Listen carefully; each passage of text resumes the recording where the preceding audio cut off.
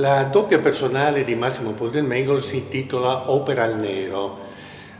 Opera al Nero fa riferimento alla prima fase della trasformazione della materia prevista dall'alchimia, trasformazione della materia che poi dovrebbe dare origine alla pietra filosofale, cioè dovrebbe andare alla ricerca della verità. Opera al nero anche perché in questo processo alchemico ma anche artistico entrano in campo sia la materia che il tempo. In questa opera del 1992 Massimo Poldelmengol ha già impostato i termini generali della sua ricerca. Qui osserviamo delle lamine, delle comuni lamine metalliche, che però sono state aggredite in qualche modo dalla ruggine, potremmo dire dalla ruggine del tempo.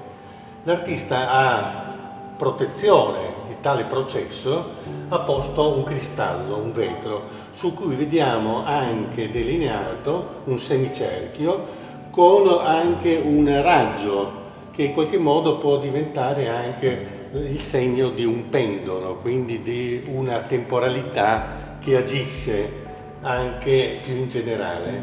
L'opera si intitola Il tempo di Canova e quindi un omaggio a questo grande artista neoclassico, ma è anche un confronto con il concetto di armonia che era proprio dell'arte di Canova, del neoclassicismo. Troviamo anche verso la base dell'opera un triangolo equilatero che sta proprio a indicare in questa forma la ricerca dell'armonia. Al tempo stesso però Massimo Poldelmengol ci dice che tutto diventa in qualche modo preda del contrasto tra materia e tempo e anche la storia, in qualche modo, la storia anche di un lungo processo, di una lunga ricerca di armonia, non può esimersi dal confronto con questa relatività. Una tematica ricorrente nel lavoro complessivo di Poldelmengol è il fuoco. Fuoco inteso come reagente di un processo alchemico artistico.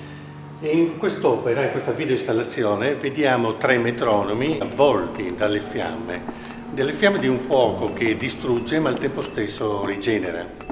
Infatti la simbologia del fuoco, la simbologia tradizionale del fuoco, ha a che fare proprio con queste due polarità, questi due elementi apparentemente opposti.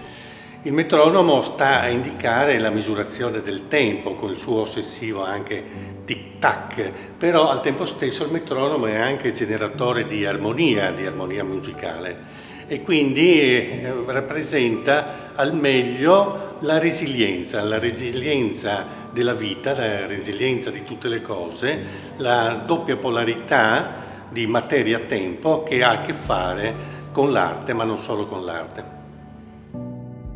Quest'opera è composta da una vecchia specchiera a cui Massimo Poldelmengol ha però bruciato la pelle in qualche modo, ha bruciato la sua caratterizzazione vagamente nostalgica di tempo che fu, di tempo che se ne è andato. Naturalmente la specchiera è composta da quella superficie riflettente che nel campo dell'arte da sempre ha un significato simbolico ben preciso, ci costringe in qualche modo a fare i conti con noi stessi, a rispecchiarci ma nell'anima. Al tempo stesso però la specchiera è posta in modo inclinato, non è a piombo e quindi ci dice della precarietà di tutte le cose. Il filo a piombo che vediamo provenire dalla specchiera stessa sta a indicare proprio questa ricerca di razionalità, di armonia che caratterizza comunque la nostra esistenza come più in generale l'arte e quindi il rapporto tra quella ricerca di armonia però il senso di precarietà, di relatività che quella inclinazione ma anche quello specchio ci danno sono il contenuto essenziale di quest'opera. In questa grande grafica del 2017 l'artista in qualche modo oppone una grande superficie nera e materica, ha una scritta che sembra fuoriuscire da quella materia, che fa riferimento al tempo, time appunto. È una situazione in qualche modo apparentemente contraddittoria, non si sa bene se il tempo fuoriesca, venga generato dalla materia o viceversa. A dominare comunque l'opera è il gesto dell'artista, che crea dal nulla, che crea anche la dimensione evocativa del tempo, dal nulla, dalla materia opaca. Ma del resto, abbiamo prima fatto riferimento anche al titolo generale della doppia personale di Massimo Poldelmengo, che è Opera al nero.